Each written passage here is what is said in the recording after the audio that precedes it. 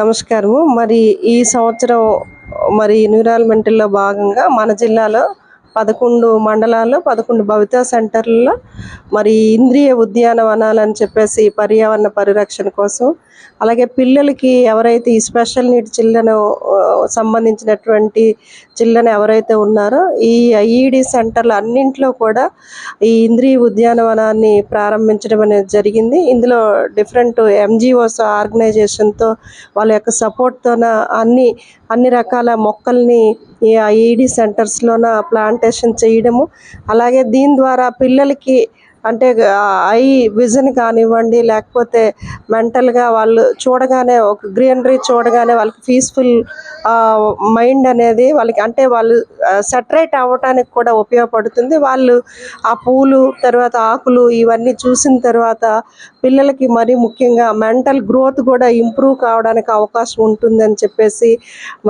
ఎంజీఓస్ సహకారంతో ఈ ప్రోగ్రామ్ని మన జిల్లాలో చేయడం అనేది చాలా ఆనందదాయకంగా ఉంది. దీనికి ఈరోజు స్టేట్ ఐఈడి సెంటర్స్ అబ్జర్వర్గా కల్పన మేడం గారు రావడము, అలాగే గ్రీన్ క్లైమేట్ వాళ్ళు సహకారంతో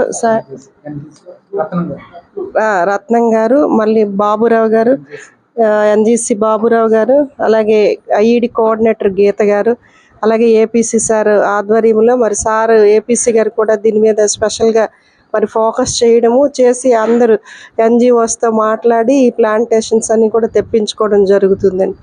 థ్యాంక్ యూ అండి.